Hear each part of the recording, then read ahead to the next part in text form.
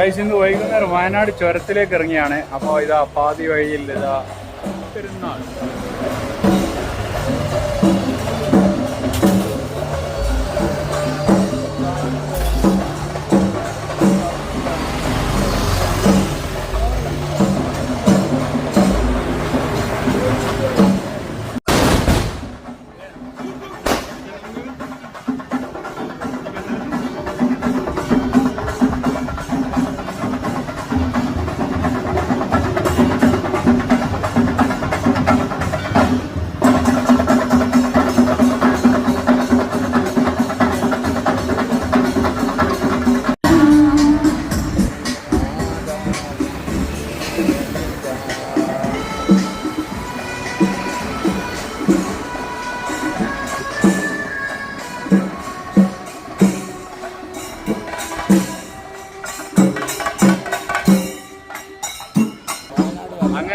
ഇന്നത്തെ ചുരം യാത്രക്കിടയിൽ യാദൃശികമായിട്ടൊരു പള്ളിപ്പെരുന്നാൾ കാണാനിടയായി.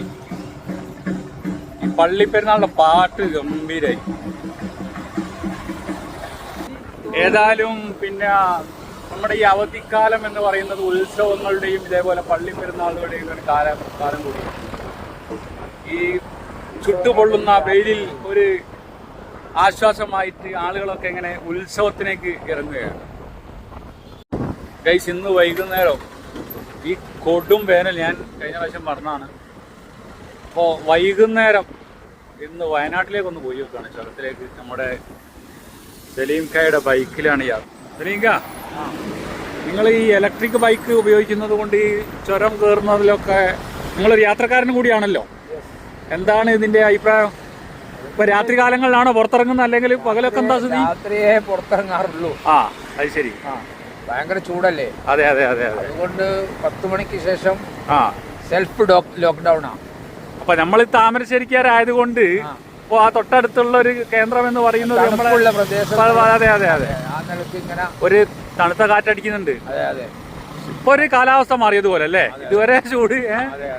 ഏതായാലും വയനാട് ചുരം എന്ന് പറയുന്നത് ഒരു അതെ അതെ അതെ, ശരീരത്തിനും തണുപ്പേകും. അതെ അതെ അതെ അതെ.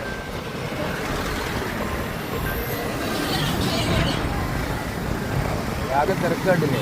നല്ല തിരക്കാ, നല്ല തിരക്കാ.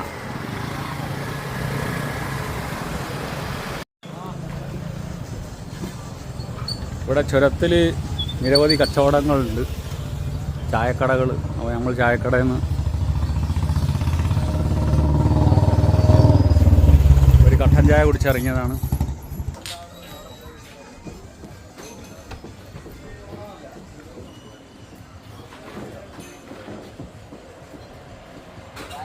എനിക്ക് നിങ്ങളിങ്ങനെ ഇടയ്ക്ക് ചുരത്തിൽ വരാറുണ്ടോ? ഇടയ്ക്ക് ചുരത്തിൽ വരാറുണ്ടോ? ഇടയ്ക്ക് ഇങ്ങോട്ട് വെച്ചു. ഇന്ന് നല്ല തണുപ്പ് അനുഭവപ്പെടുന്നുണ്ട്. ഏതായാലും ഇന്ന് കൊടും ചൂട് മറന്നുപോയി ഇവിടെ വന്നതുകൊണ്ടല്ലേ. മഴ ഒന്നും പെയ്തിട്ടില്ല, ഒരു യാഥാർത്ഥ്യമാണ്. ഏതായാലും ഈ ചുരത്തിലൊക്കെ ഇരുന്ന് ഒന്ന് കാറ്റുകൊണ്ട് തിരിച്ചു പോകാം അല്ലേ? ഓക്കെ.